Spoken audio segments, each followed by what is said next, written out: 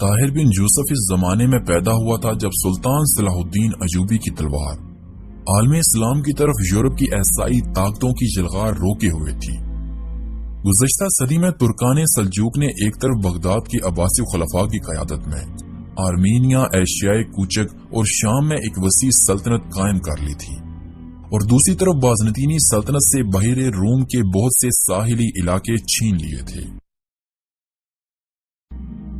سلجوقی ترکوں کی بڑھتی ہوئی طاقت سے خوفزدہ ہو کر پوپ اربن ثانی نے یورپ کو اس کے خلاف لڑنے کی دعوت دی، لیکن اہل یورپ جانتے تھے کہ سلجوقیوں سے لڑنا عقاب کے گھونسلے میں ہاتھ ڈالنے سے کم خطرناک نہ تھا۔ لیکن اسی زمانے میں ایک فرانسیسی راہب اٹھا۔ اس نے اچانک یورپ کے عوام کو عالم اسلام کے خلاف مشتعل کر دیا۔ اس راہب کا نام پطرس تھا۔ اس نے صلیب اٹھائی اور گدھے پر سوار ہو کر تمام یورپ کا چکر لگایا۔ اس کے پھٹے پرانے لباس اور ننگے پاؤں سے مظلومیت برستی تھی۔ اس کی نگاہوں میں انتقام کی چنگاریاں تھیں اور زبان پر زہریلے نشتر۔ وہ جہاں جاتا لوگ اس کے گرد جمع ہو جاتے۔ وہ ارض مقدس پر سلجوقیوں کے مظالم کی فرضی داستانیں بیان کرتا۔ وہ خود بھی روتا اور دوسروں کو بھی رلاتا۔ عوام اس کی ہر تقریر کے اختتام پر صلیب کی حرمت کے لیے قربان ہو جانے کی قسمیں کھاتے۔ عوام کا جوش و خروش دے کر یورپ کی ہر چھوٹی اور بڑی سلطنت کے حکمران عالم اسلام کے خلاف ایک فیصلہ کن جنگ لڑنے کے لیے تیار تھے۔ ہلال کے خلاف صلیب کی تمام قہرمانی قوتیں یکجا ہو چکی تھیں، لیکن سلجوقی حکمران ملک شاہ کی وفات تک یہ سیلاب رکا رہا۔ ملک شاہ کی وفات کے بعد سلجوقی سلطنت ٹکڑے ہو گئی۔ 7 سال کے عرصے میں مغرب کی طرف عالم اسلام کا وہ دفاعی مورچہ جسے یورپ کی عیسائی سلطنتیں ناقابل تسخیر سمجھتی تھیں، خود بخود ٹوٹ گیا، اور 491 عیسوی میں عیسائیت کا سیلاب عالم اسلام پر امڑ آیا۔ بغداد میں سلطنت عباسیہ نے ترکان سلجوق کے زوال پر اطمینان کا سانس لیا، لیکن وہ عیسائیت کے خوفناک سیلاب کی روک تھام کے لیے کچھ نہ کر سکے۔ 1 سال کے اندر اندر عیسائیوں نے سلجوقیوں کی رہی سہی طاقت کچل ڈالی، اور یروشلم کے علاوہ شام کے بہت سے شہروں اور بندرگاہوں پر قابض ہو گئے، اور انہوں نے فلسطین اور شام کے چند علاقے ملا کر ایک عیسائی سلطنت قائم کر دی۔ یہ سلطنت عالم اسلام کے سینے پر ایک خنجر تھی۔ تقریباً 50 سال کے بعد عالم اسلام کا مدافعانہ جذبہ عماد الدین زنگی کی شخصیت میں نمودار ہوا، اور انہوں نے جان توڑ حملوں سے صلیب کے علمداروں کے دلوں میں غازیان اسلام کی پرانی ہیبت زندہ کر دی۔ بغداد کے عباسی خلیفہ کی طرف سے ابتدا میں اس کی حوصلہ افزائی ہوئی، اور اس کی شجاعت کی داستانیں سن کر مختلف اطراف سے عالم اسلام کے ہزاروں سرفروش اس کے جھنڈے تلے جمع ہونے لگے، لیکن سلطنت کے اندرونی خلفشار کے باعث وہ اپنا کام پورا نہ کر سکے، اور ارض مقدس پر عیسائیت کا ٹمٹماتا ہوا چراغ بجھتے رہ گیا۔ لیکن 584 عیسوی میں سلطان صلاح الدین ایوبی رحمت اللہ کا اقتدار اس چراغ کے لیے ہوا کا آخری جھونکا ثابت ہوا۔ ارض مقدس پر پھر ایک بار غازیان اسلام کے اذانوں کی آوازیں بلند ہونے لگیں۔ یورپ کی عیسائی طاقتوں کو صلاح الدین ایوبی کی تلوار سلجوقیوں کی تلواروں سے کہیں زیادہ خطرناک نظر آنے لگی، اور فرانس، جرمنی اور انگلینڈ کے علاوہ یورپ کی تمام عیسائی سلطنتیں اپنے ٹڈی دل افواج کے ساتھ مشرق میں عیسائیت کے اقتدار کے گرتے ہوئے ستونوں کو سہارا دینے کے لیے جمع ہوئیں۔ خلافت عباسیہ نے اب کی بار بھی براہ راست اس جنگ میں شرکت نہ کی، لیکن سلطان صلاح الدین ایوبی رحمت اللہ کے بہادری کے کارناموں نے جلد ہی عالم اسلام کو اس کا گرویدہ بنا لیا۔ یورپ کی بے شمار افواج کی جلغار سے باخبر ہو کر عرب، عراق اور ترکستان سے کئی سرفروش یکے بعد دیگرے صلاح الدین ایوبی کے جھنڈے تلے جمع ہونے لگے۔ مدینے کے چند اور نوجوانوں کی طرح صلیب کے مقابلے میں ہلال کا پرچم بلند رکھنے کا جذبہ احمد بن حسن کو بھی مدینے سے فلسطین کھینچ لایا۔ ہلال و صلیب کے معمولی مارکوں میں احمد بن حسن ایک گمنام سپاہی کی حیثیت سے شریک ہوتا رہا۔ اس کے رسالے کے افسر اس کی شجاعت کے معترف تھے۔ اس کے دستے کا سالار ایک ترک تھا۔ ایک شاندار فتح کے بعد رات کے وقت سلطان صلاح الدین ایوبی کی افواج ایک وسیع میدان میں ڈیرا ڈالے پڑی تھی۔ ایک طرف زیتون کے چند درختوں کے قریب احمد بن حسن کے دستے کا ترک سالار، چند سپاہیوں اور افسروں کی مجلس میں گزشتہ لڑائی کے واقعات پر تبصرہ کر رہا تھا۔ احمد بن حسن کہاں ہے؟ اس نے اچانک ایک سپاہی سے سوال کیا۔ سپاہی نے جواب دیا، وہ درخت کے نیچے مشعل کے سامنے بیٹھ کر کوئی کتاب پڑھ رہا ہے۔ ترک افسر نے کہا، اگر اسے کتابیں پڑھنے کا اس قدر شوق نہ ہو تو وہ ایک اچھا سپاہی بن سکتا ہے۔ پرسوں وہ سچ مچ ایک سپاہی کی طرح لڑ رہا تھا۔ اس نے 5 نصرانیوں کو موت کے گھاٹ اتارا اور مجھے یقین نہیں آتا کہ وہ احمد ہے، لیکن یہ کتابیں اسے ناکارہ بنا دیں گی۔ ایک نوجوان جو اب تک خاموشی سے ایک طرف بیٹھا ہوا تھا آخر بول اٹھا، ہو سکتا ہے کہ وہ مخص ایک سپاہی بننے کے بجائے کسی فوج کی رہنمائی کے لیے پیدا ہوا ہو۔ ایک عام سپاہی شاید تلوار سے زیادہ کسی چیز کی ضرورت محسوس نہ کرے، لیکن ایک سالار کتابوں کی ضرورت سے انکار نہیں کر سکتا۔ ترک افسر نے نوجوان کے الفاظ کی تلخی کو ایک بلند کہکہے میں چھپانے کی کوشش کرتے ہوئے کہا، تو اہل بغداد سب کے سب سالار ہیں، کیونکہ وہ تو سبھی کتابیں پڑھتے ہیں۔ نوجوان نے جواب دیا، یہ عالم اسلام کی بدقسمتی ہے کہ اہل بغداد کتاب کے ساتھ تلوار کی ضرورت محسوس نہیں کرتے، ورنہ عالم اسلام کا ہر سپاہی ان کی قیادت میں لڑنا اپنے لیے باعث فخر سمجھتا۔ مشعل کی روشنی سے دور ہونے کے باعث ترک سالار اپنے مخاطب کو پہچان نہ سکا۔ اس نے ذرا ترش لہجے میں کہا، یہ احمد بن حسن کا دوسرا ساتھی کہاں سے آ گیا؟ نوجوان کونے سے اٹھ کر سالار کے قریب آ کر کھڑا ہو گیا۔ سالار نے کہا، ارے یوسف، آج تو تمہاری زبان کیسے کھل گئی؟ بیٹھ جاؤ، لیکن اس بات کا خیال رکھو کہ یہاں کی رائے عامہ اہل بغداد کی ستائش کو پسند نہیں کرتی۔ یوسف نے سنجیدگی سے جواب دیا، اصل موضوع یہ تھا کہ سپاہی کو علم سیکھنا چاہیے یا نہیں۔ میں یہ کہنا چاہتا ہوں کہ تلوار ایک ایسا سرکش گھوڑا ہے جس کے لیے علم کی باغ کی ضرورت ہے۔ بغداد والے فقط باغ کو سنوار رہے ہیں، ان کے پاس گھوڑا نہیں۔ سالار نے پوچھا، اور ہمارے متعلق تمہارا کیا کہنا ہے؟ یوسف نے جواب دیا، ہمارے سے مراد آپ کی اپنی ذات ہے یا سلطان صلاح الدین ایوبی کی فوج؟ ترک افسر نے اس سوال سے پریشان ہو کر گفتگو کا رخ بدلنے کے لیے کہا، باتوں میں یہ نوجوان احمد بن حسن کا بھی استاد معلوم ہوتا ہے، اسے بھی بلاؤ۔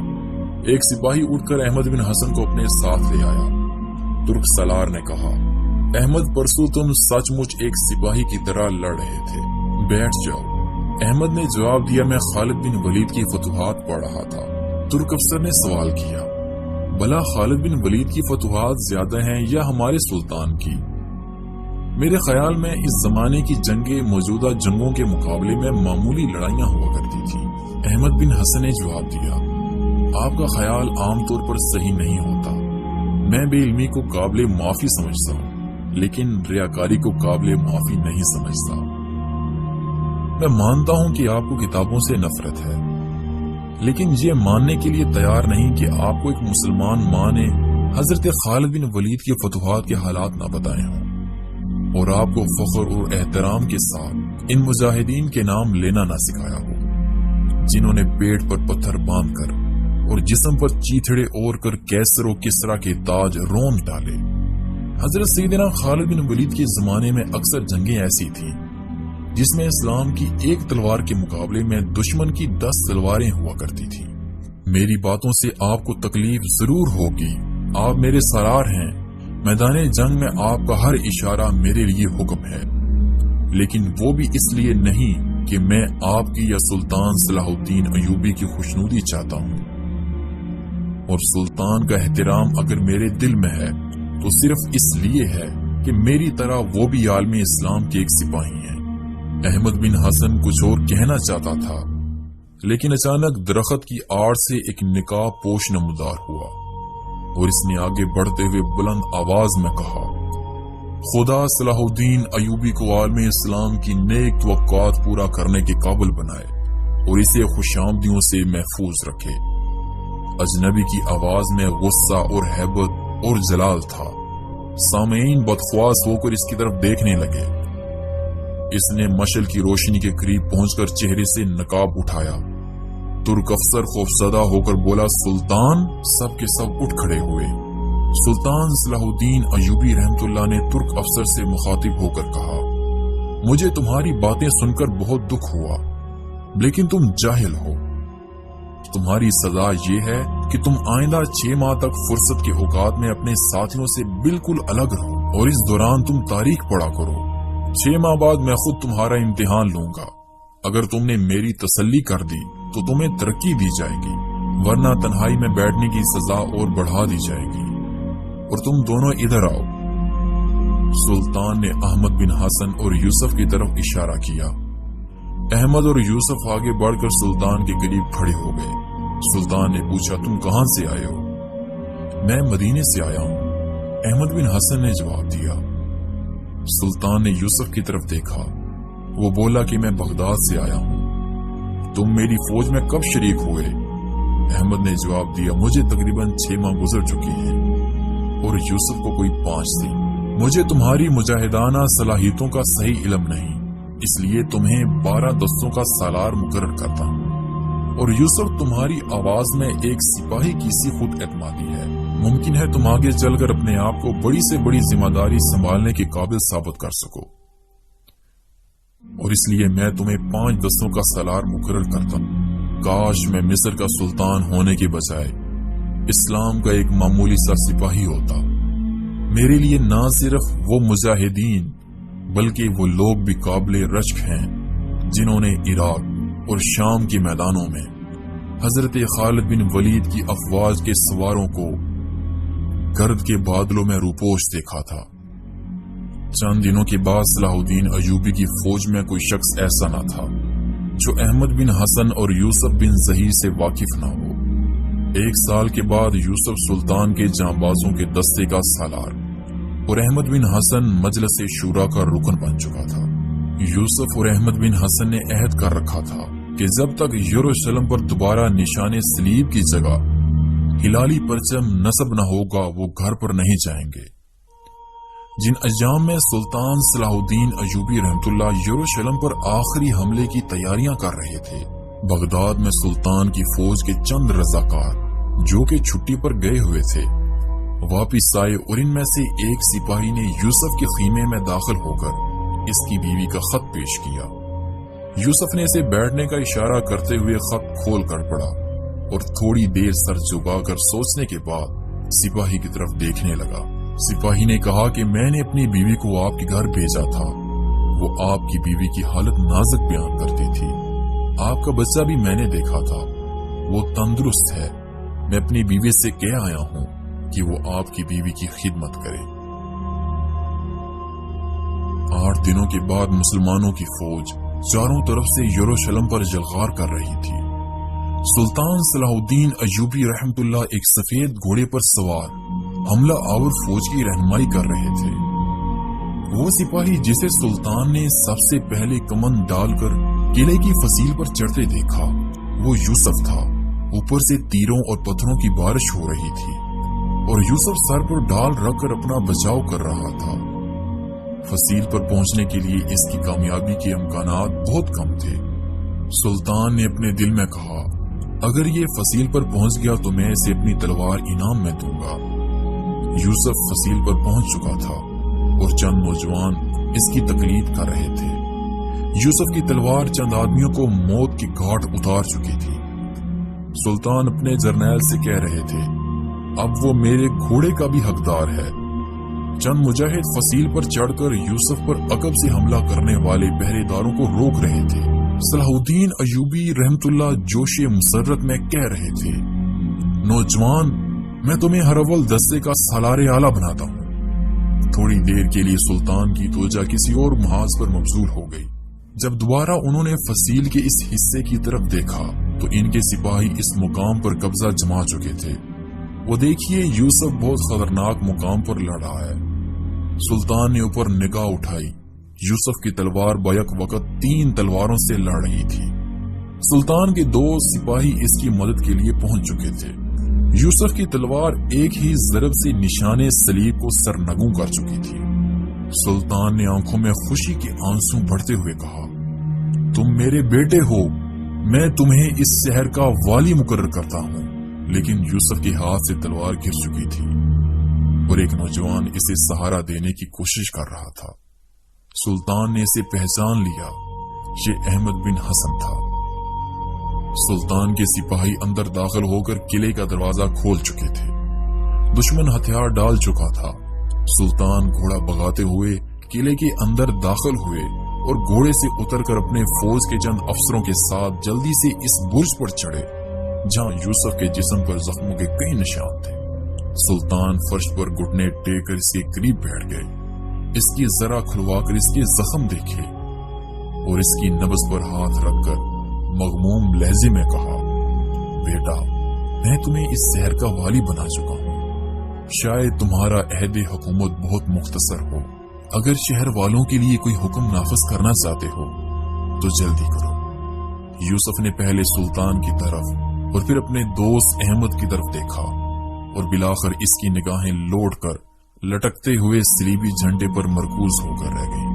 अहमद बिन हसन ने कहा, इस शहर के हाकिम की ख्वाहिश यही है कि वो फतह का झंडा अपने हाथ से नस्ब करे। सुल्तान को इन अल्फाज के साथ यूसुफ की आंखों में एक गैर मामूली चमक नजर आई। सुल्तान ने दोबारा इसकी नब्ज देखी और एक सिपाही को झंडा लाने का इशारा किया। एक अफसर ने टूटा हुआ निशान सलीब उतार कर फेंक दिया। सुल्तान सलाहुद्दीन अय्यूबी रहमतुल्लाह और अहमद बिन हसन ने यूसुफ को सहारा देकर उठाया। यूसुफ के बेजान हाथों में अचानक जिंदगी आ गई। इसने झंडा नस्ब किया।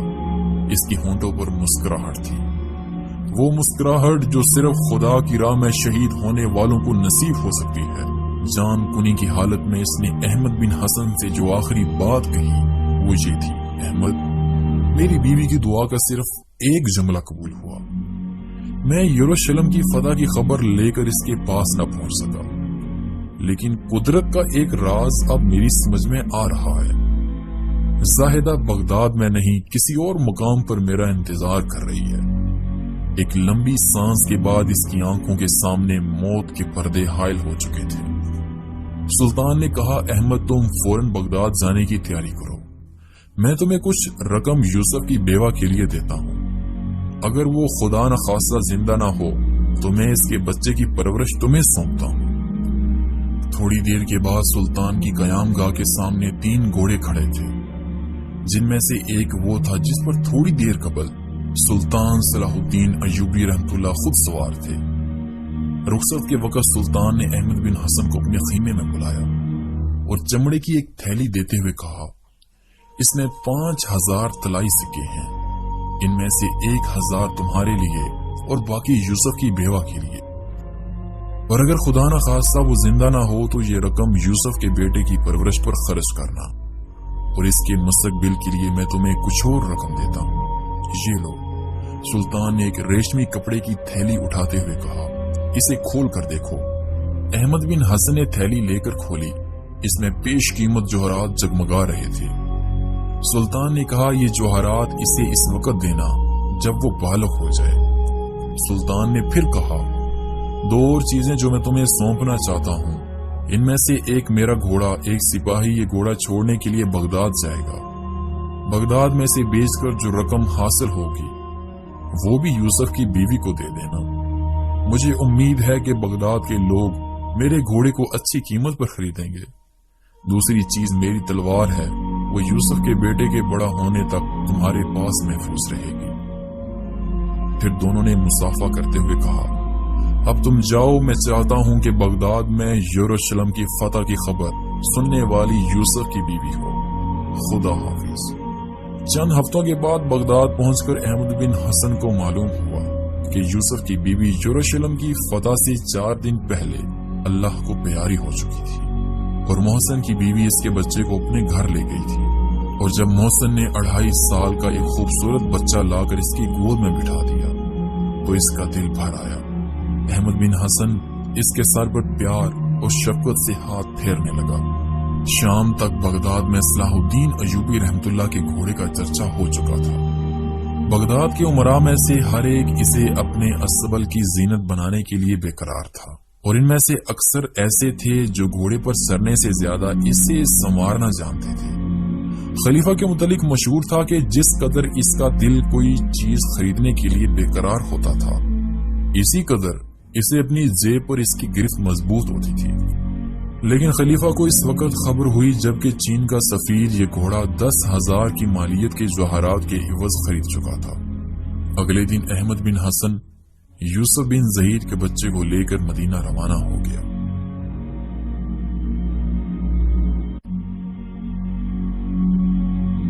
यूसुफ की कमसिन बच्चे का नाम ताहिर था। अहमद बिन हसन ने घर पहुंचकर इसे अपनी बीवी के सुपुर्द करते हुए कहा, सादिया, ये एक मुजाहिद का बेटा है और मुझे यकीन है कि तुम इस नन्हे मेहमान की खिदमत मदीने के अंसार की रवायत पर अमल करके करोगी। शाम के वक्त तलहा बस्ती के तमाम बच्चों को अपना छोटा भाई दिखा रहा था। अहमद बिन हसन के घर में 12 साल की उम्र तक ताहिर की जिंदगी एक सुहाना ख्वाब थी। अहमद बिन हसन ने इसकी सलाहियतों को उजागर करने में कोई कसर न छोड़ी थी। मदीने के उलमा और फनून हरब के माहिरीन की इस होनहार बच्चे के मुतल्लिक ये पेशन गोई थी कि वो किसी बड़े काम के लिए पैदा हुआ है। 7वीं सदी हिजरी के इब्तिदाई बरसों में हलाल और सलीब की जंगें असरनो शुरू हो चुकी थी। यूरोप की ईसाई ताकतें गुज़श्ता सालों में फलस्तीन और शाम में सुल्तान सलाहुद्दीन अयूबी रहमतुल्लाह के हाथों बेदरपे शिकस्तें खाने के बाद कुस्तुनतुनिया को अपना मरकज बना चुकी थी और उन्होंने बाज़ंतीनी सल्तनत को फिर एक बार मशरिक की तरफ फैलाने के लिए जद्दोजहद की।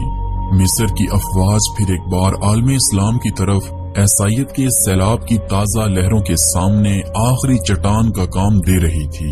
लेकिन बगदाद में सल्तनत अब्बासिया फिर एक बार अपनी बेतवज्जी और गफलत का सबूत दे रही थी। शाम के ताजरों का एक काफिला मदीना पहुंचा और इनकी जुबानी नसरानियों के नए इरादों का हाल सुनकर अहमद बिन हसन जिहाद पर जाने के लिए तैयार हो गया। रुखसत होने से एक दिन पहले तलहा ने कहा, अब्बा जान, मैं भी जाऊंगा। अहमद बिन हसन ने इसे गले लगाकर इसकी पेशानी पर बोसा देते हुए कहा, मैं तुम्हारे मुंह से ये अल्फाज सुनने के लिए बेकरार था। 10 माह के बाद अहमद बिन हसन वापस आया और इसने अपनी बीवी से कहा, सादिया, मैं एक अलमनाक खबर लाया हूँ। हम दोनों एक ही मकसद के लिए गए थे। इसे शहादत नसीब हुई और मैं खाली हाथ वापस आया। अगले साल खुदा ने अहमद बिन हसन को एक और बेटा अता किया जिसका नाम अमीन रखा गया।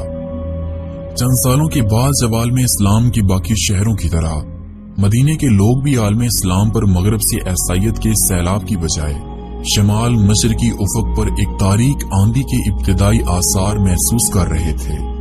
अहमद बिन हसन ने ताहिर से कहा, बेटा, मदीने से ज्यादा बगदाद को तुम्हारी जरूरत है। तुम्हारी जुदाई मेरे और अमीन के लिए नाकाबिले बर्दाश्त होगी, लेकिन मैं ये महसूस करता हूँ कि तुम मेरे बढ़ापे की लाठी बनने की बजाय आलम इस्लाम का एक सतून बन सकते हो। तुम बगदाद जाने की तैयारी करो। मदीने में अहमद बिन हसन के सिवा किसी को ताहिर की दौलत का इल्म न था, लेकिन कोई ऐसा न था जिसे इसके साथ अकीदत न हो। लोगों को इसके बगदाद जाने का इल्म हुआ तो इनमें से बाज यहाँ तक कहते थे कि सल्तनत अब्बासिया को ताहिर बिन यूसुफ से बेहतर वजीर आजम नहीं मिल सकता। ताहिर को बगदाद भेजने से पहले अहमद बिन हसन को इसके लिए एक काबिल एतमाद साथी की जरूरत थी। इसकी बस्ती से कोई 3 कोस के फासले पर एक गांव में एक जैद नामी एक शख्स रहा करता था। वो चंद साल कबल अहमद बिन हसन के बागात का मुहाफिज रह चुका था। जैद एक सादा दिल और दयानतदार आदमी था। अहमद बिन हसन ने ताहिर से कहा, बेटा, मैं तुम्हारे लिए एक निहायत ही मुखलिस और दयानतदार खादम की जरूरत महसूस करता हूँ जो मुझे जैद से बेहतर नजर नहीं आता। अगर मुनासिब समझो तो इसे साथ लेते जाना। ताहिर ने जवाब दिया, जब मैं 8 बरस का था तो इसने मुझसे वादा लिया था कि जब मैं बड़ा होकर बाहर जाऊंगा तो इसे अपने साथ ले जाऊंगा। ताहिर ने मुस्कुराते हुए जवाब दिया, वो आज सुबह से मस्जिद में बैठा हुआ है। इसे डर है कि मैं इसे छोड़कर चला न जाऊं। ताहिर थोड़ी देर बाद अपने साथ एक म्याने कद के कुव्वी हेकल आदमी को ले आया। इसकी उम्र 40 साल के लगभग थी और चेहरे पर गायत दर्जे की मासूमियत थी। अहमद बिन हसन ने कहा, जैद, तुम ताहिर के साथ जाना चाहते थे तो मुझसे क्यों न कहा? जैद ने सादगी से जवाब दिया, सच्ची बात तो यह है कि बड़ी उम्र के तमाम लोग मुझे बेवकूफ समझते हैं। मुझे डर था कि आप भी मुझे ऐसा ही समझेंगे। मैं 20 साल से बगदाद जाने के लिए तैयार बैठा हूँ, लेकिन जब कभी मदीने से कोई वहां जाता है मुझसे कहता है कि तुम भेड़ें चराने के लिए पैदा हुए हो, बगदाद में क्या करोगे? अहमद बिन हसन ने जवाब दिया, लेकिन मैं तुम्हें यकीन दिलाता हूँ कि बगदाद में तुम्हारी जरूरत है। देखिए, मुझसे मजाक न कीजिए। मैं गरीब सही लेकिन अपने सीने में दिल जरूर रखता हूँ। अगर आप मुझे ताहिर के साथ नहीं भेजना चाहते तो साफ कह दीजिए। मैं जानता हूँ कि मैं एक बेकार आदमी हूँ। अहमद बिन हसन ने हंसते हुए ताहिर से कहा, बेटा इसे कोई तकलीफ न हो। और फिर जैद से मुखातिब होते हुए कहा, जैद, ताहिर परसों यहाँ से रवाना होगा, तुम तैयार होकर पहुंच जाओ। मैं वादा करता हूँ कि ये तुम्हें साथ ले जाएगा। ताहिर ने कहा, इसकी बस्ती मेरे रास्ते में है, मैं इसे साथ लेता जाऊंगा, इसे यहाँ आने की कोई जरूरत नहीं। जैद ने कहा, मेरी भी यही ख्वाहिश थी। मेरी बस्ती के लोग इन्हें देखना चाहते हैं। मैंने इन्हें बताया है कि इनके वालिद को सुल्तान सलाहुद्दीन अय्यूबी रहमतुल्लाह ने अपनी तलवार और घोड़ा इनाम दिया था। और दूसरा ये कि इनमें से कोई नहीं मानता कि मैं बगदाद जा रहा हूँ। वो ये कहते हैं कि मैं इधर उधर रहकर वापस आ जाऊंगा।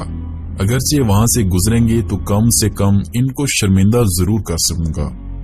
अहमद बिन हसन ने कहा, ताहिर परसों सुबह तुम्हारी बस्ती में पहुंच जाएगा। अब तुम्हें यहाँ पहरा देने की जरूरत नहीं, मेरे वादे पर एतबार करो। अहमद बिन हसन ने जैद को घोड़ा और सफर की दीगर जरूरियात खरीदने के लिए एक माकूल रकम देकर रुखसत किया। अहमद बिन हसन से रुखसत होकर ताहिर ने जैद की बस्ती का रुख किया। जैद बस्ती के बाहर दरख्तों के साए में बैठा इसका इंतजार कर रहा था। इसके इर्द गिर्द बस्ती के बच्चे जमा थे। एक घोड़ा दरख्त से बंधा हुआ था और जैद जंग के तमाम गैर जरूरी सामानों से लैस था। जैद ने ताहिर को देखकर उठते हुए कहा, आपने बहुत इंतजार करवाया, लोग आपका इंतजार करके अपने घरों में चले गए हैं। ताहिर ने कहा, अब घोड़े पर सवार हो जाओ, देर हो रही है। जैद घोड़े पर सवार होकर एक लड़के से मुखातिब हुआ, इब्राहिम, तुम्हारा बाप मेरा सबसे ज्यादा मजाक उड़ाया करता था। जाओ इसे कहो कि मैं ताहिर के साथ बगदाद जा रहा हूँ। अगर यकीन नहीं आता तो आकर देख ले। और सुलेमान, तुम भी अपनी दादी से कहो, वो भी आज सुबह कह रही थी कि मैं बेवकूफ हूँ, मुझे कौन बगदाद ले जाएगा। ये कहकर वो ताहिर की तरफ मुतवज्जे हुआ। असल में इन लोगों का कसूर नहीं, मैं कई मर्तबा बगदाद जाते जाते रह गया हूँ। ताहिर ने मुस्कुराते हुए कहा, अब चलो, धूप तेज हो रही है। जब तुम बगदाद पहुंचकर बस्ती वालों को खत लिखोगे तो इन्हें यकीन हो जाएगा। ताहिर और जैद ने घोड़ों को एड़ लगाई। बस्ती से कुछ दूर जाकर ताहिर ने मुड़कर देखा। जैद का चेहरा पहले की निस्बत ज्यादा सुर्ख हो रहा था। इसने घोड़े की बाग खींचते हुए कहा, जैद, तुम्हारी जर्रा तंग है। जैद ने जवाब दिया, जर्रा तंग नहीं, मैं कुछ ज्यादा मोटा हो गया हूँ। ये जर्रा मैंने 2 साल कबल बगदाद जाने के इरादे से 30 बकरियों के इवज खरीदी थी। ताहिर ने कहा, ये तुम्हें ज्यादा तकलीफ तो नहीं दे रही? जैद ने अपना चेहरा शगुफ्ता बनाने की कोशिश करते हुए कहा, नहीं, मेरा जिस्म इतना नाजुक नहीं। लेकिन 2-3 कोस चलने के बाद इसने आहिस्ता से कहा, ताहिर, मेरे जिस्म पर चूंटियां सी रेंग रही हैं। ताहिर ने जवाब दिया, इतनी जल्दी थक गए? चलो आगे जाकर थोड़ी देर आराम करेंगे। ताहिर ने हद्दे निगाह पर दरख्तों के एक झुंड की तरफ इशारा करते हुए कहा, चलो इस नखलिस्तान में उतरेंगे और वहाँ पानी भी है और दोपहर वहीं गुजारेंगे। जैद की कुव्वत बर्दाश्त जवाब दे चुकी थी। इसने तीसरी बार घोड़ा रोका और चिल्लाकर कहा, ताहिर ठहरो, मैं मरने वाला हूँ। और वो घोड़े से कूदकर तपती हुई रेत पर बैठ गया। ताहिर ने हंसते हुए कहा, तुम तो कहते थे कि तुम्हारा जिस्म इतना नाजुक नहीं। जैद ने दांत पीस पीस कर जर्रा को उतारने की नाकाम कोशिश करते हुए कहा, ये नहीं उतरती, खुदा के लिए मेरी मदद करो। मुझे ऐसा महसूस होता है कि हजारों बिच्छू मुझे डंग मार रहे हैं। ताहिर ने घोड़े से उतरकर बड़ी मुश्किल से इसकी जर्रा उतारी। जैद ने कहा, खुदा तुम्हें जज़ाए खैर दे, मुझे उम्मीद न थी कि ये उतरेगी। आज सुबह 3 आदमियों ने इसे बड़ी मुश्किल से मेरे जिस्म पर कसा था। ताहिर ने कहा, जरा अच्छी है लेकिन तुम्हें जरा तंग है। जैद ने कहा, जरा तंग नहीं, आप ये क्यों नहीं कहते कि एक बेवकूफ हाथी ने चूहे के पिंजरे में घुसने की सजा पाई है? طاہر نے کہا اچھا اسے اٹھا لو، میں بغداد پہنچ کر تمہیں بہت اچھی ذرہ لے دوں گا، یہ کسی اور کو دے دینا۔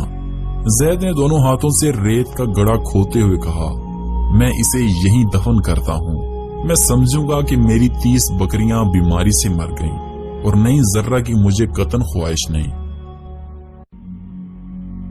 گزشتہ 5 صدیوں میں خلفائے بنو عباس کی پرامن تعمیر نے بغداد کو ایک شاعر کا خواب بنا دیا تھا۔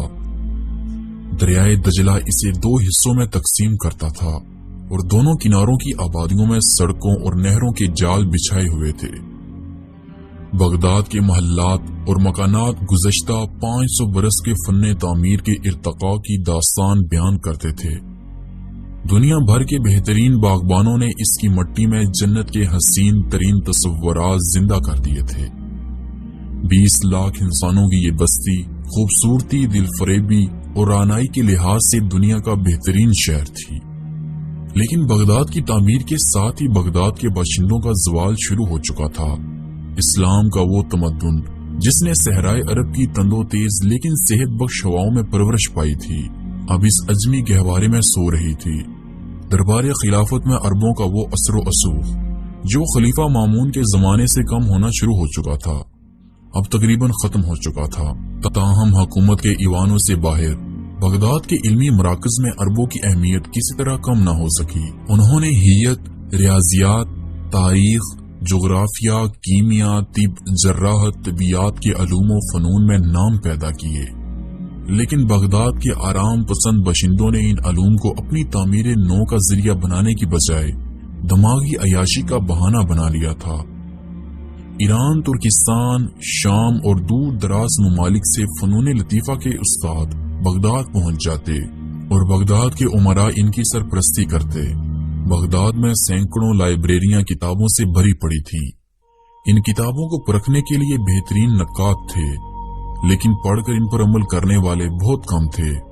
عجمی امراء کی محفلوں میں قرآن و حدیث کی جگہ شاعری اور موسیقی نے لے لی تھی۔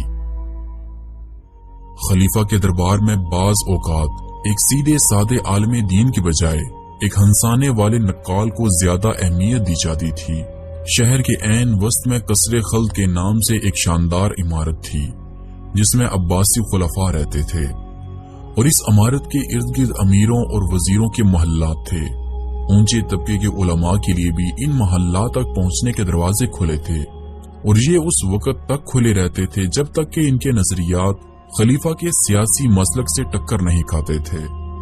قصر خلد سے دور شہر کے ایک سرے پر دریا کے کنارے ایک وسیع قید خانہ تھا۔ اس قید خانے کی سب سے زیادہ تنگ و تاریک کوٹریاں ان جلیل القدر علماء اور اکابرین سلطنت کے لیے وقف تھیں، جو فتویٰ دیتے وقت عباسی خلفاء کے جذبات کا لحاظ نہ رکھتے تھے یا جو انہیں اسلام کی کسوٹی پر پرکھنے کی جرأت کرتے تھے۔ حکومت کی نظر میں وہ علماء قابل عزت تھے جو کسی مجرم کے خلاف فیصلہ سنانے سے پہلے اس کا حسب نسب اور دربار خلافت میں اس کا اثر و رسوخ جان لینا ضروری سمجھتے تھے۔ ایک عام آدمی کے لیے قتل کی سزا قتل تھی، لیکن خلیفہ اور امراء اس سزا سے مستثنی تھے۔ بعض اوقات سلطنت کے واجب الاحترام بزرگوں کی عزت افزائی کے لیے انہیں اپنے دسترخوان پر جمع کرتے، اور خلیفہ کے ملازموں کو بعض اوقات کھانے کے برتن اٹھانے سے پہلے معزز مہمانوں میں سے بعض کی لاشوں کو ٹھکانے لگانا پڑتا۔ دور انحطاط کے عباسی خلفاء اپنے مخالفین کو زہر سے ہلاک کرنے کے فن میں کمال حاصل کر چکے تھے، اور ایسے زہر بھی دریافت ہو چکے تھے جن کا اثر کھانے والے چند دن کے بعد محسوس کرتا۔ ہر مہمان دعوت میں شریک ہونے سے پہلے یہ سوچ لیتا کہ اس نے کسی موقع پر خلیفہ کو ناراض تو نہیں کیا۔ زیر تاب لوگ دعوت نامہ موصول ہونے پر ہی سمجھ لیتے کہ ان کا وقت آ گیا ہے، لیکن بعض اوقات چند ہوشیار امراء میں اتفاق ہو جاتا تو خلیفہ کے لیے اپنی جان بچانا مشکل ہو جاتی۔ آخری دور میں عباسی خلفاء کو شعر و شاعری اور فنون لطیفہ سے جس قدر لگاؤ تھا، اسی قدر وہ مذہبی تعلیم سے بیگانہ تھے۔ مذہبی امور کی قیادت کے لیے ایک شیخ الاسلام بنا دیا گیا، اور سیاسی امور خلیفہ اپنے ہاتھ میں ہی رکھتا۔ شیخ الاسلام کا قلم خلیفہ کی تلوار کا مطیع اور فرما بردار تھا۔ عباسی دور میں علماء کے درمیان مناظرے کی ابتدا ایک دوسرے کو سمجھنے کی نیک خواہش کے اعلان کے ساتھ ہوتی۔ ایک تقریر کرتا اور دوسرا اطمینان کے ساتھ سنتا، پھر وہ بیٹھ جاتا اور صاحب صدر کی اجازت سے مخالف جماعت کا لیڈر اٹھ کر جواب دیتا۔ پھر دونوں کی زبانیں آہستہ آہستہ تیز ہونے لگتی۔ جب گالیوں تک نوبت پہنچتی تو دونوں اٹھ کھڑے ہو جاتے۔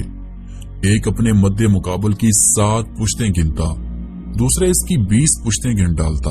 2-3 زبانوں کی منتخب شدہ گالیاں پیش کرتا تو دوسرا 6-7 زبانوں کی چیدہ چیدہ گالیاں سنا دیتا، اور پھر دونوں اپنے اپنے گروہ سے ہمدردی رکھنے والے عوام سے مخاطب ہو کر انہیں گالیوں کا مطلب سمجھاتے۔ اور جب عوام کا جوش انتہا کو پہنچ جاتا تو دونوں طرف سے نعرے تکبیر بلند ہوتا اور دونوں گروہ ایک دوسرے پر ٹوٹ پڑتے۔ قرآن کی آن میں لاشوں کے ڈھیر لگ جاتے۔ آخر پولیس اور فوج کی لاٹھیاں اس کھیل کو ختم کرتی۔ حکومت نے مناظروں کو تو بند نہ کیا، لیکن یہ حکم جاری کر دیا کہ وہاں کوئی آدمی مسلح ہو کر نہ جائے۔ ان تمام قباحتوں کے باوجود اگر خلیفہ اور بغداد کے عوام عربوں کا وہ سپاہیانہ شعار جس نے پہلی صدی میں انہیں آدھی دنیا کا حکمران بنا دیا تھا ترک نہ کرتے تو بغداد اور اس کے ساتھ باقی عالم اسلام کو ایک عبرت ناک تباہی کا سامنا نہ کرنا پڑتا۔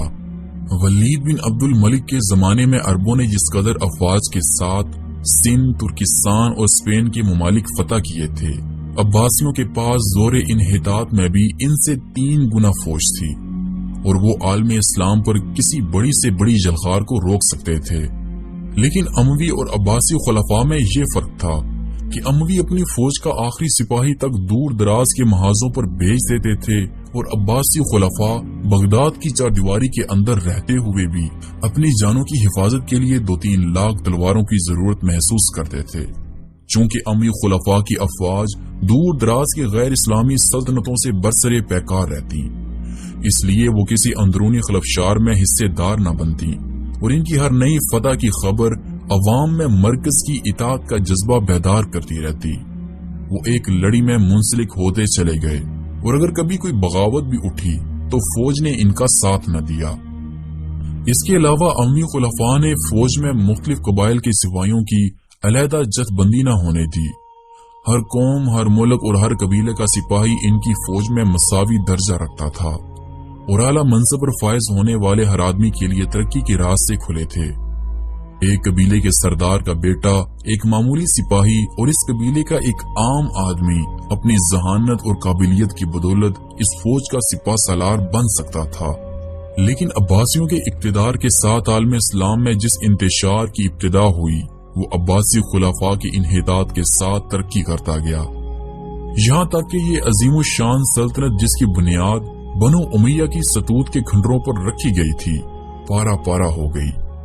مختلف ممالک کے امراء خود مختار سلاطین بن چکے تھے۔ حد یہ تھی کہ اگر عباسی خلفاء بغداد کی مساجد میں اپنے نام کے ساتھ ان سلاطین کے نام کا خطبہ پڑھوانا منظور کرتے تو وہ بھی اپنی مساجد کے خطیبوں کو خلیفہ کے نام کا خطبہ پڑھنے کی اجازت دے دیتے۔ سلجوقی سلاطین کے اقتدار کے زمانے میں عباسی خلفاء ان کے ہاتھوں کے کھلونے تھے۔ عباسی خلفاء نے جن ترک اور ایرانی امیروں کو بغداد میں جمع کر رکھا تھا، ان کے قبائل کے سپاہیوں کی قیادت ان کے سپرد کر رکھی تھی۔ خلیفہ سپاہ سالار یا وزیر اعظم سے سپاہیوں کی اطاعت اپنے قبیلے کے امیر کی اطاعت کے ساتھ مشروط تھی، اور خلفاء کے جاسوس ان امراء پر کڑی نگرانی رکھتے تھے۔ اگر کسی سے سازش کا خطرہ ہوتا تو اسے اور اس کے قبیلے کے سپاہیوں کو یا تو کسی باغی سلطان کے ساتھ جنگ کرنے کے لیے بھیج دیا جاتا یا کسی اور طریقے سے ختم کر دیا جاتا۔ اسی طرح امراء کے جاسوس بھی خلیفہ کے ارادوں سے آگاہ رہنے کی کوشش کرتے۔ چنانچہ ایک طرف تاریخ اگر ہمیں یہ بتاتی ہے کہ ایک موقع پر خلیفہ کے دسترخوان سے برتنوں کے ساتھ چند لاشیں بھی اٹھائی گئیں، تو دوسری طرف ہمیں ایسے واقعات بھی ملتے ہیں کہ خلیفۃ المسلمین ایک دن غسل کے ارادے سے حمام میں داخل ہوئے اور کچھ ہی دیر کے بعد ان کی لاش وہاں پائی گئی۔ محترم ناظرین، ہمارے لیے یہ اندازہ لگانا ذرا مشکل ہے کہ بغداد کے لوگ عباسی خلفاء کو کس حد تک چاہتے تھے، لیکن تاریخ ایسے خلفاء کے نام بتاتی ہے جنہوں نے یہ محسوس کر کے کہ مرنے کے بعد ان کی لاشوں کی بے حرمتی نہ ہو، انہوں نے اپنی قبروں کے ساتھ 100 خالی قبریں بنانے کی وصیت کی تاکہ لوگ آسانی سے ان کی قبر کی تلاش نہ کر سکیں۔ لیکن اگر ان تمام باتوں کے باوجود عالم اسلام کا حسن بن صبا اور اس کے جانشینوں سے واسطہ نہ پڑتا تو دولت عباسیہ کے زوال کی رفتار شاید اس قدر تیز نہ ہوتی۔ ملک شاہ سلجوقی کی وفات اور اس کے وزیر اعظم نظام الملک کے قتل کے بعد عالم اسلام میں اس خطرناک تحریک کا سدباب کوئی نہ کر سکا، اور حسن بن صبا کے پیروکار گزشتہ صدی میں عالم اسلام کے درخشندہ ستاروں کو موت کے گھاٹ اتارتے رہے۔ وہ علماء جن سے عالم اسلام کی رہنمائی کی امید کی جا سکتی تھی ایک ایک کر کے قتل کیے جا چکے تھے۔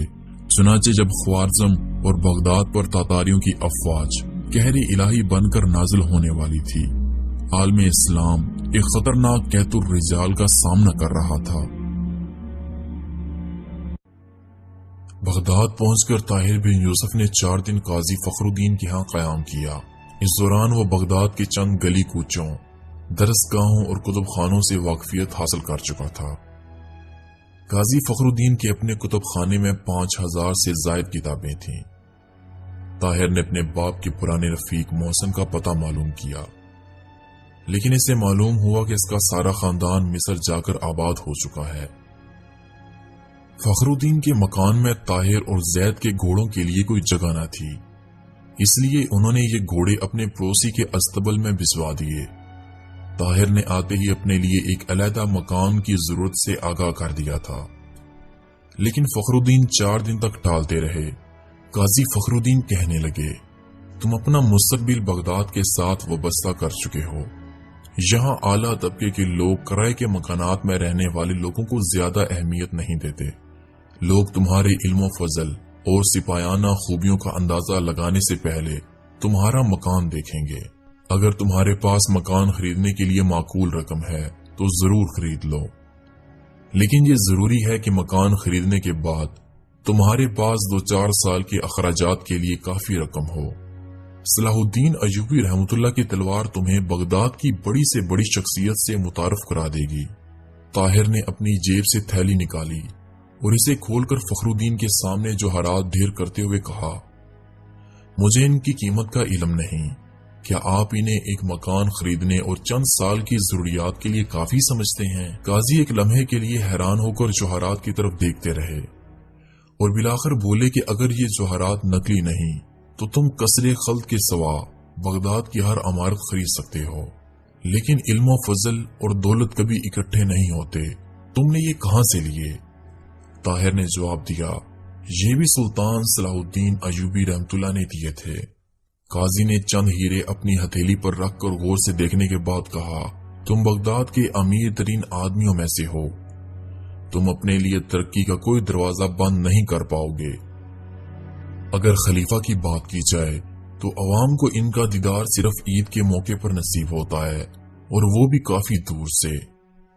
بغداد میں تمہارا کوئی اثر و سوخ نہیں، عمراء تمہارے خلاف کئی سازشیں کر سکتے ہیں، مثلاً وہ یہ کہہ سکتے ہیں کہ تم خوارزم شاہ کے جاسوس ہو اور تم پر مقدمہ چلائے بغیر خلیفہ سے تمہارے قتل کا حکم حاصل کر سکتے ہیں۔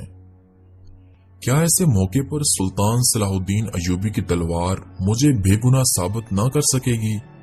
قاضی صاحب کہنے لگے، وہ یہ بھی کہہ سکتے ہیں کہ حکومت مصر نے تمہیں سلطنت بغداد کا تختہ الٹنے کے لیے بھیجا ہے۔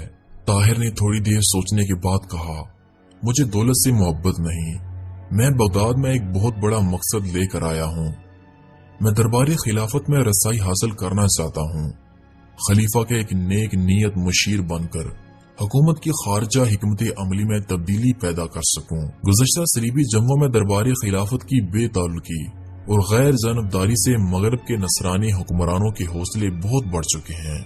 سلطان صلاح الدین ایوبی نے انہیں عبرت ناک شکستیں دے کر شام و فلسطین سے نکالا، لیکن حلال و صلیب کے ان فیصلہ کن مارکوں میں دربار خلافت کا طرز عمل بہت مایوس کن تھا۔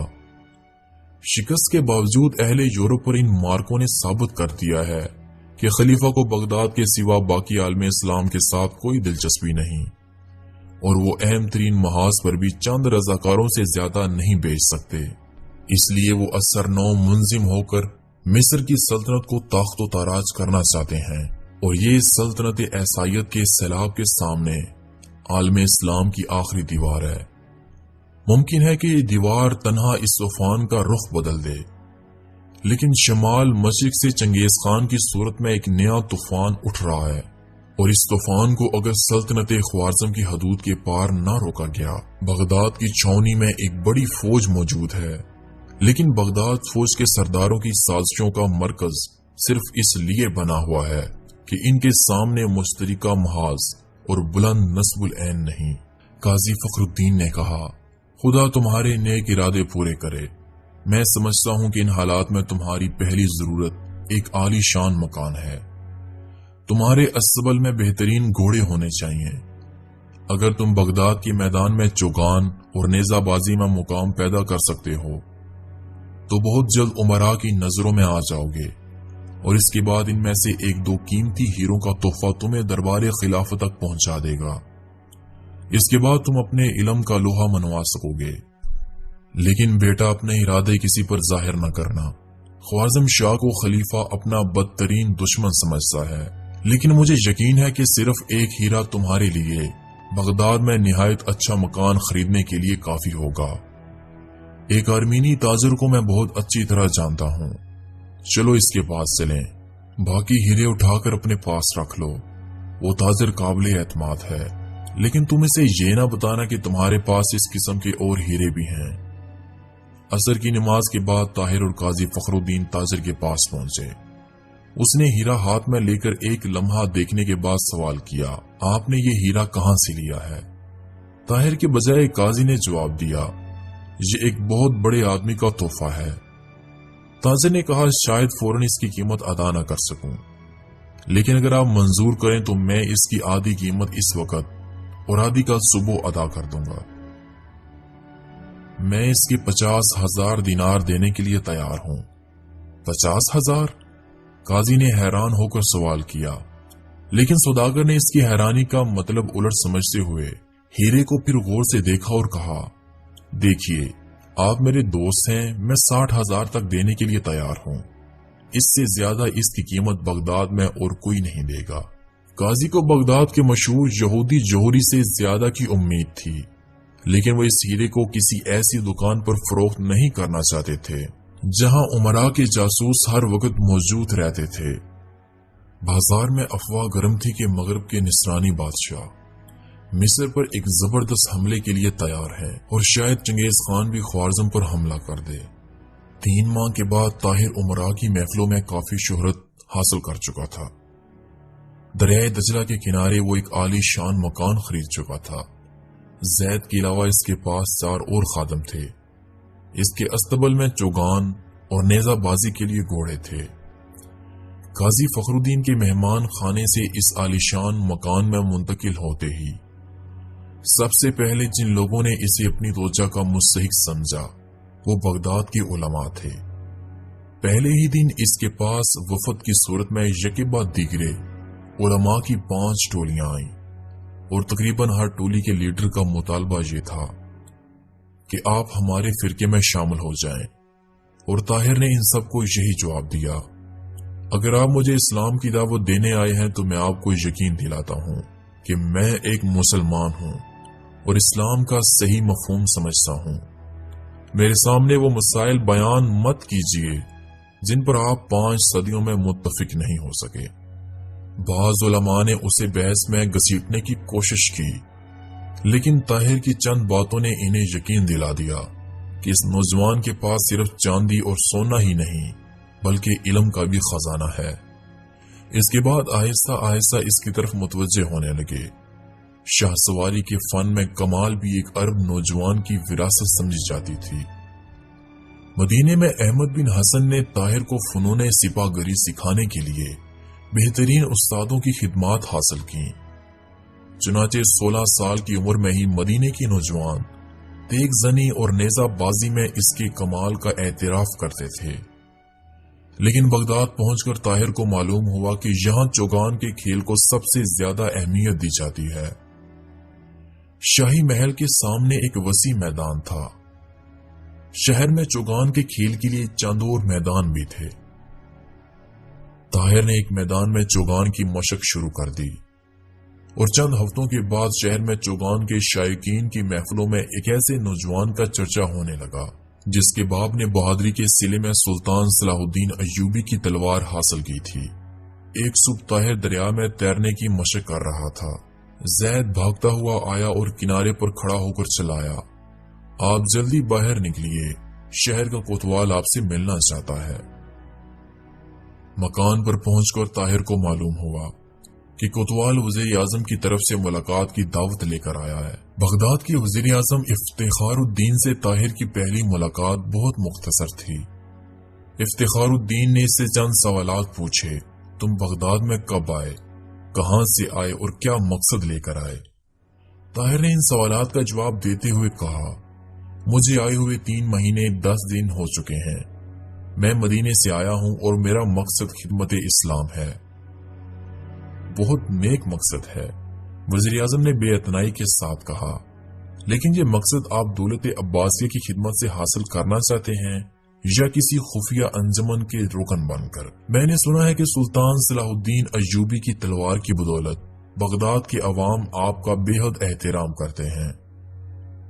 یہ اس مرد مجاہد کی تلوار کا احترام ہو سکتا ہے، میں بھی اپنے آپ کو کسی عزت کا حقدار نہیں سمجھتا۔ رہا دولت عباسیہ کی خدمت کا سوال، تو میں عرض کرتا چلوں کہ اگر میرے دل میں یہ جذبہ نہ ہوتا تو میں اپنا مستقبل بغداد سے وابستہ نہ کرتا۔ میں دولت عباسیہ کی صحیح خدمت اسلام کی خدمت سمجھتا ہوں۔ افتخار الدین نے کہا، کیا تمہارے خیال میں محمد شاہ خوارزم کے واپس لوٹ جانے سے بیرونی خطرات ٹل نہیں گئے؟ لیکن چنگیز خان کا خطرہ دن بدن بڑھ رہا ہے۔ افتخار الدین نے اطمینان سے جواب دیا، یہ تو وقت ہی بتائے گا، ابھی تک خوارزم شاہ نے ہم سے معافی نہیں مانگی۔ افتخار الدین نے کہا، تمہاری دولت کی جو داستانیں مجھ تک پہنچی ہیں، اگر وہ صحیح ہیں تو تمہیں بغداد میں بہت زیادہ محتاط ہو کر رہنا چاہیے۔ طاہر نے جواب دیا، آپ اطمینان رکھیے، میرے پاس جو کچھ ہے وہ دولت عباسیہ کی بہتری کے لیے صرف ہوگا۔ اگر اجازت ہو تو میں آپ کو ایک تحفہ پیش کرنے کی جرت کروں۔ افتخار الدین نے جلدی سے سوال کیا، صلاح الدین ایوبی کی تلوار؟ نہیں، تلوار شاید آپ کے اسلحہ خانے میں ایک فالتو شے ہے۔ یہ کہہ کر طاہر نے اپنی جیب سے سونے کی ایک ڈبیا نکالی اور کھول کر وزیر اعظم کو پیش کی۔ افتخار الدین نے ڈبیا لے کر ایک چمکتا ہوا ہیرا نکالا اور غور سے دیکھتے ہوئے کہا، میں نے تمہیں تحائف حاصل کرنے کے شوق سے نہیں بلایا تھا، اسے اپنے پاس رکھو۔ اگر آپ مجھے شرف بازیابی نہ بھی بخشتے تو بھی میرے دل میں یہ خواہش تھی۔ وزیر اعظم نے ہیرے کی ڈبیا میز پر رکھ دی اور تالی بجائی۔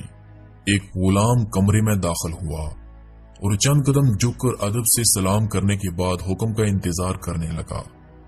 وزیر اعظم نے کہا، انہیں ہمارے استبل میں لے جاؤ اور جو گھوڑا یہ پسند کریں اس پر زین ڈال کر ان کے حوالے کر دو۔ پھر اس نے طاہر کے ساتھ مصافحہ کرتے ہوئے کہا، کل شام تمہاری میرے ہاں دعوت ہے اور میں فیصلہ کروں گا کہ تم سے دولت عباسیہ کی کون سی خدمت لی جا سکتی ہے۔ طاہر وزیر اعظم کے ساتھ مصافحہ کر کے رخصت ہونے کو تھا کہ ایک نوجوان کمرے میں داخل ہوا۔ وزیر اعظم نے کہا، طاہر، یہ قاسم ہے میرا بیٹا۔ طاہر نے اس کے ساتھ گرم جوشی سے مصافحہ کیا۔ قاسم کوئی 20-22 سال کا موٹا تازہ نوجوان تھا۔ اس کے چہرے سے عمراء کے عام لڑکوں کی طرح آسودگی، بے حسی اور بے فکری تھی۔ آنکھیں یہ ظاہر کرتی تھیں کہ اس میں اپنے عالی نسب ہونے کا احساس حماقت کی حد تک پایا جاتا ہے۔ قاسم نے کہا، میں تیغ زنی کی مشق کے لیے جا رہا تھا کہ آپ کے یہاں آنے کا پتہ چلا۔ میں آپ سے زیادہ سلطان صلاح الدین ایوبی رحمت اللہ کی تلوار دیکھنے کا خواہش مند ہوں۔ وزیر اعظم نے فوراً گفتگو کا موضوع بدلنے کی ضرورت محسوس کی اور کہا، قاسم، یہ ہمارے استبل سے اپنے لیے ایک گھوڑا پسند کریں گے۔ مشہور ہے کہ ایک عرب گھوڑے کے انتخاب میں غلطی نہیں کرتا۔ تم ان کے ساتھ جا کر دیکھو یہ کون سا گھوڑا پسند کرتے ہیں۔ لیکن قاسم نے گھوڑے کے انتخاب کو کوئی خاص اہمیت نہ دی اور پھر طاہر سے مخاطب ہو کر کہا، اگر آپ بیچنا چاہیں تو میں صلاح الدین ایوبی کی تلوار خریدنا چاہتا ہوں۔ ابا جان اس کے لیے بڑی سی بڑی قیمت ادا کرنے کے لیے تیار ہیں۔ آپ لباس سے ایک عالم معلوم ہوتے ہیں، آپ اسے کیا کریں گے؟ طاہر نے اپنی پریشانی پر قابو پاتے ہوئے کہا، ایسی چیز کو بیچنا اس کی تضحیک ہوگی، میں کسی معاوضے کے بغیر اسے آپ کی نظر کر دوں گا، لیکن ایک شرط پر۔ وہ کیا؟ وہ یہ کہ آپ اپنے آپ کو اس امانت کا مجھ سے بہتر حقدار ثابت کریں۔ قاسم نے پر امید ہو کر جواب دیا، آپ ایک عالم ہیں اور میں ایک سپاہی ہوں، تلوار پر آپ سے زیادہ میرا حق مسلم ہے، ورنہ آپ آزما کر دیکھ لیجئے۔ شمشیر زنی کے فن میں قاسم کی خود اعتمادی غرور کی حد تک پہنچ چکی تھی، اس لیے جب طاہر نے اسے مقابلے کی دعوت دی تو قاسم نے ایک کہکا لگایا اور وزیر اعظم نے طاہر کی طرف تعجب کے ساتھ دیکھتے ہوئے کہا، یہ مقابلہ دلچسپ رہے گا، لیکن میں چاہتا ہوں کہ دوسرے لوگ بھی اس سے لطف اٹھائیں، لیکن شاید خلیفۃ المسلمین بھی اس میں دلچسپی لیں۔ وزیر اعظم سے دوبارہ مصافحہ کرنے کے بعد طاہر قاسم کے ساتھ محل سے نیچے اترا۔ استبل میں مختلف نسلوں کے 150 گھوڑے بندھے ہوئے تھے اور یہ تمام وزیر اعظم کی ذاتی ملکیت تھی۔ طاہر نے استبل کے 3-4 چکر لگائے، کسی گھوڑے کو سرسری اور کسی کو غور سے دیکھا، بلاخر ایک گھوڑے کی پیٹھ پر تھپکی دیتے ہوئے کہا، میں اسے پسند کرتا ہوں۔ قاسم نے کہا، خوب، میں آپ کے انتخاب کی داد دیتا ہوں، لیکن یہ کبھی کبھی الٹے پاؤں چلنا شروع کر دیتا ہے۔ اسے ہمارے استبل میں آئے ہوئے تقریباً 2 ماہ ہو چکے ہیں، یہ اتنا سرکش ہے کہ میں بھی اسے تربیت نہیں دے سکا۔ قاسم نے ایک خادم کو اشارے سے بلا کر کہا، یہ گھوڑا ان کے گھر چھوڑاؤ۔ خادم گھوڑے کی باگ پکڑنے کے لیے آگے بڑھا، لیکن استبل کے دروازے سے باہر گھوڑوں کی ٹاپ سنائی دی۔ اڑان کی آن میں 2 گھوڑے صحن میں داخل ہو چکے تھے۔ طاہر نے ان گھوڑوں کے سواروں کو دیکھا، جو دونوں نوجوان لڑکیاں تھیں۔ دونوں سفید ریشم کا چست لباس اور موتیوں سے جڑی ہوئی سفید ٹوپیاں پہنے ہوئی تھیں۔ آنکھوں اور پیشانی کے سوا چہرے کے باقی نقوش پر سیاہ رنگ کے باریک نقاب تھے۔ گھوڑے بہت بری طرح ہانپ رہے تھے۔ وہ گھوڑوں سے اتری۔ خادم نے طاہر کے گھوڑے کی باگ چھوڑ کر ان کے گھوڑوں کی باگیں پکڑ لیں اور قاسم جلدی سے طاہر کو خدا حافظ کہہ کر ان کے پیچھے چل دیا۔ جب طاہر خادم کے ساتھ استبل سے نکل کر محل کی ڈیوڑی کے سامنے سے گزرا تو دونوں لڑکیاں سیڑھیوں پر کھڑی اس کی طرف دیکھ رہی تھیں اور قاسم اس کی طرف اشارہ کر کے انہیں کچھ بتا رہا تھا۔ آخری دروازے سے گزرنے کے بعد طاہر کے سامنے ایک کشادہ سڑک تھی اور اس کے ایک ہاتھ دریائے دجلہ اور دوسرے ہاتھ حکام سلطنت کے مکانات کی قطار تھی۔ سکینہ قاسم کی بہن تھی اور صفیہ اس کے مرحوم چچا کی بیٹی۔ استبل سے نکلنے کے بعد سکینہ نے صفیہ سے کہا، صفیہ، تم نے اس نوجوان کو دیکھا، کتنی سادگی تھی اس کے چہرے پر جب یہ لڑکیاں سیڑھیوں پر چڑھ رہی تھیں۔ قاسم نے انہیں پیچھے سے آواز دے کر ٹھہرایا، صفیہ، اس کے باپ نے بہادری کے انعام میں سلطان صلاح الدین ایوبی کی تلوار حاصل کی اور آج اس نے مجھے دعوت دی ہے کہ اگر تیغ زنی میں اسے بازی لے جاؤں تو وہ تلوار میری ہوگی۔ طاہر کے نئے دوست اور دشمن۔ اسی رات عشاء کی نماز سے تھوڑی دیر بعد طاہر اپنے دیوان خانے میں بیٹھا ایک کتاب پڑھ رہا تھا۔ اس کے مکان کے سامنے 4 گھوڑوں کی بگھی رکی۔ ایک خادم نے آ کر اطلاع دی کہ ایک فوجی افسر سپہ سالار کا پیغام لایا ہے۔ طاہر نے کتاب بند کرتے ہوئے کہا کہ اسے اندر لے آؤ۔ خادم چلا گیا اور تھوڑی دیر کے بعد ایک دراز کا قوی ہیکل اور باروب آدمی کمرے میں داخل ہوا۔ اس کی عمر 30 سال کے لگ بھگ معلوم ہوتی تھی اور چہرے سے خلوص، ذہانت اور شجاعت نظر آتی تھی۔ طاہر نے اٹھ کر اس سے مصافحہ کیا اور اپنے قریب ایک کرسی پر بٹھایا۔ نووارد نے کہا کہ میرا نام عبدالعزیز ہے، میں آپ سے غائبانہ واقفیت حاصل کر چکا ہوں۔ اس وقت میں سپہ سالار کا پیغام لے کر آیا ہوں، وہ آپ سے ملنا چاہتے ہیں، لیکن میں آپ سے ذاتی طور پر بھی ملاقات کرنا چاہتا تھا۔ سردست، میں آپ کو یہ بتا دینا کافی سمجھتا ہوں کہ آپ مجھے اپنا دوست سمجھیے، اور میں آپ کی طرف دوستی کا ہاتھ اس لیے نہیں بڑھانا چاہتا کہ آپ بہت زیادہ امیر ہیں یا آپ کے پاس وہ تلوار ہے جو آپ کے والد نے صلاح الدین ایوبی سے انعام میں حاصل کی تھی، بلکہ اس لیے کہ آپ کے دل میں اپنے آپ کو بہادر باپ کی نشانی کا حقدار ثابت کرنے کی خواہش پائی جاتی ہے۔ آپ نے قاسم کو مقابلے کی دعوت دی ہے۔ طاہر نے جواب دیا، ہاں مجھے معلوم نہ تھا کہ بغداد میں یہ تلوار اس قدر اہمیت اختیار کر لے گی۔